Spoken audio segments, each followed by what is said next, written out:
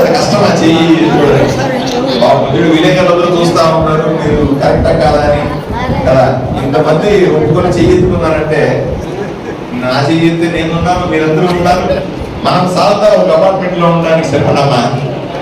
మీకు కూడా గౌరవమా కాదు? ఎమ్మెల్యేతో పాటుగా మీరు అక్కడ ఉన్నారు అపార్ట్మెంట్ లో, మీకు గౌరవమా కాదా చెప్పండి? గౌరవమా కాదా? అవునా కదా? నేను రౌడీ ఎమ్మెల్యే కాదు, నేను డాక్టర్ ఎమ్మెల్యే, ప్రజలకు సేవ చేసే ఎమ్మెల్యే. కాబట్టి ఏం భయపడద్దండి, మిమ్మల్ని బ్రహ్మాండంగా కాపాడుకునే బాధ్యత. అర్ధరాత్రి ఏమైనా వచ్చినా నేను వచ్చి వైద్యం చేస్తాను, నేను మిమ్మల్ని కాపాడుతాను. ఏ సమస్య వచ్చినా నేను చూస్తాను. ఈ రాజకీయాలు ఉంటుంది కదా, ఇల్లు మళ్ళీ ఇల్లు ఇచ్చినోడికే మళ్ళీ ఇచ్చినారేమో. చేరడం మొదలు పెడితే మాకు క్లారిటీ వస్తుంది, ఎవడిటు నిజంగా లబ్ధిదారుడా కాదా, అడైన బాడీకి ఇచ్చినాడా, ఇవన్నీ కూడా తెలుస్తాయి కదా. ఏవైతే ఖాళీలు వస్తే బాగానే మిగతా వాళ్ళకి ఇచ్చే ఏర్పాటు చేస్తాం. మీకు మహా అంటే ఎంతసేపు, ఇంకొక 20 నిమిషాల ప్రయాణం, ఆటో అయినా బస్సు అయినా, అంతే కదా. తమ్ముడు చెప్తా ఉన్నాడు 100 రూపాయలు ఖర్చు అవుతున్నాడు. 100 రూపాయలు ఖర్చు కానే కాదు. అక్కడి నుంచి ఇక్కడికి రావడానికి బస్సులో 10 రూపాయలు తీసుకుంటారా, అంతేనా? ఎంత తీసుకుంటారా టికెట్? 10 రూపాయలు బస్సులో. మీరు అక్కడి నుంచి ఆటోలో వెళ్తే 5 రూపాయలు అవుతుంది, 15 రూపాయలు మ్యాక్సిమం, అంతే. వచ్చిపోవడానికి 30 రూపాయలు ఖర్చు అయ్యింది, అంతకు మించి ఏమీ కాదు. కానీ మీరు అక్కడ నివసించడం మొదలు పెడితే అక్కడే షాప్స్ వచ్చి, స్కూల్ అన్నారు, స్కూల్ని రాబోయే ఏదైనా కొత్తగా స్కూల్ శాంక్షన్ అయితే తప్పనిసరిగా అక్కడ స్కూల్ ఏర్పాటు చేస్తాం. వెంటనే మనుషులు లేకుండా స్కూల్ పెట్టి ఏమి లాభం లేదు. కొత్త స్కూల్ వస్తాయి, ఇబ్బంది ఏమి లేదు.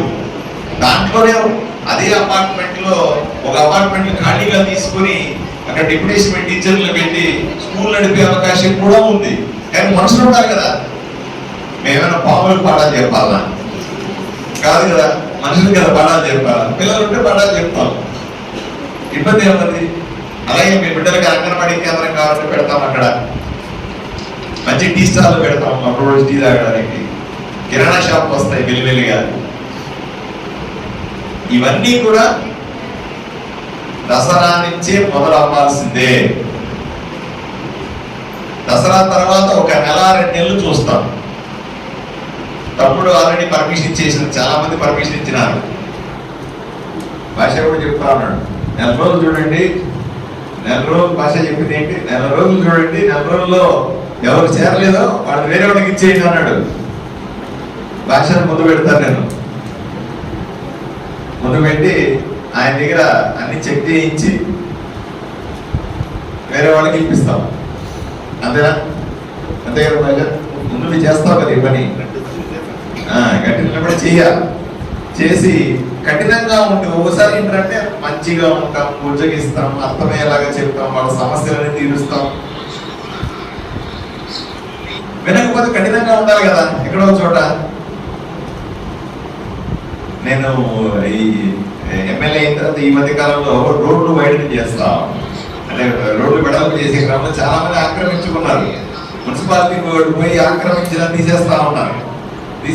పొద్దున్న లేస్తే నాకు సాయంకాలం దాకా 50 మంది వస్తారు, వచ్చి మాది ఇల్లు కట్టేస్తారు, నీకు ఓటు వేసామయ్యా కాబట్టి మా ఇల్లు తీసేయకపోతే కూడా చూడు. నేను చెప్తాను, నాకు ఓటేసింది రోడ్డు వెడల్పు చేయమని కదా. నువ్వు ఆక్రమించుకుంటే నేను గమ్మున ఉంటానని కాదు కదా నాకు ఓటేసింది. దేనికి ఓటేసారండి మీరంతా నాకు చెప్పండి? ఆక్రమించుకోవడానిక లేకపోతే రోడ్డు వెడల్పు చేస్తారా? మీరు చెప్పడమ్మా, నువ్వు చెప్పమ్మా. నాకు ఓటేసింది రోడ్లు వెడల్పు చేస్తాను, నా పెద్దమ్మ కూడా చెప్తాను రోడ్లు వెడల్పు చేయడానికి నీకు ఓటేసానంటావు. వాళ్ళు నా దగ్గరికి వచ్చి మా ఇల్లు కొట్టేస్తున్నారు లేదా నేను ఆక్రమించుకుని తీసేస్తున్నారు, నా బట్టి వెనక్కి జరుపుతున్నారు అంటే ఇలాగా న్యాయమా కదా? కాబట్టి కఠినంగా ఉండాలి. కొన్నిసార్లు ఊరిని బాగు చేసుకోవాలంటే సీరియస్ గా ఆలోచన చేయాలి. ఇవన్నీ కూడా మీరు కూడా దయచేసి ఆలోచన చేయండి. దసరాకు అందరూ రెడీ అవుతామా? చెప్పాలి. తాళాలు ఉన్నవాళ్ళు దసరాకి రెడీ అవుతామా? 1 2 3 4 5 6 7 8 నేను కూడా 9 10 నేనుంటా. నేను అట్లా అనుకున్నాను, నేను తమాష చెప్తున్నాను. అంతకు 100% నేనుంటా. నేను మీతో పాటే ఉండి అన్ని సెట్ చేస్తా. నా మాట నమ్మండి. ఏమో అలా చేద్దాం. కలెక్టర్ గారు దసరాకు ముందు రోజు ఏదో నీడ అనుకున్నాం సార్. దసరా హడావిడి ఉంటే కూడా ఒక రోజు ముందు తర్వాత మంచి ముహూర్తం పెట్టుకొని మనం అందరూ కూడా మళ్ళీ అక్కడికి వెళ్ళి ఓ పండుగ వాతావరణంలో అందరూ చేరి ఇంజనీర్లు కూడా కొన్ని రోజులు ఒకరిద్దరు ఎవరో జేఈలో ఎవరో ఒకరిద్దరిని ఇంజనీరింగ్ సెక్షన్ నుంచి ఒకటి పెడదాం సార్. ఇంజనీరింగ్ సెక్షన్ నుంచి ఒకరిని పెడదాం. ఎందుకంటే నీళ్లు ఎవరికి నీళ్లు లేవు అంటే పరిగెట్టుకొని వచ్చి నీళ్లు వదలడానికి వీలుగా పెడతారు. ఓకే, డాక్టర్ని రోజుకి 2 గంటలు నేను రిక్వెస్ట్ చేస్తాను, వచ్చి అక్కడ ఉంటాడు. నీళ్ళు లేకపోయింది, అది అయిపోయింది. ఆర్టీసీ బస్సు మీకెందుకు ఒక వారం రోజుల లోపలే మేము అక్కడ పెట్టి ఆర్చ్ పెట్టి రిక్వెస్ట్ బస్ స్టాప్ వారం రోజుల లోపల బోర్డు తయారు చేయించండి కమిషనర్ గారు. బోర్డు పెట్టేద్దాం. 3 అయిపోయినాయి. 4వది ఆటోలు. మన మండలంలోనే ఎవరన్నా ఆటోలు ఉంటే పెట్టుకుందాం, లేకపోతే బయట నుంచి ఆటోలు పెట్టుకుందాం. 5 అయిపోయినాయి. ఇంకేం కావాలి? వెంటనే మీ వారం 10 రోజుల లోపల ఆ ముళ్ళ కంపలన్నీ తీయించేస్తాం.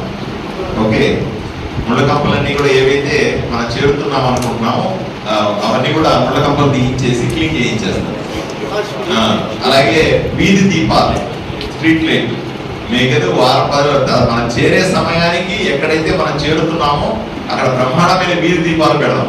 మీరు ఇప్పుడున్న ఇంటి దగ్గర వీధి దీపాలు లేవేమో, అక్కడ బ్రహ్మాండంగా ఉంటాయి. కొత్త వీధి దీపాలు జిగేలు ఎగురుతూ ఉంటాయి. అర్థమైనా? వీధి దీపాలు బ్రహ్మాండంగా ఉంటాయి.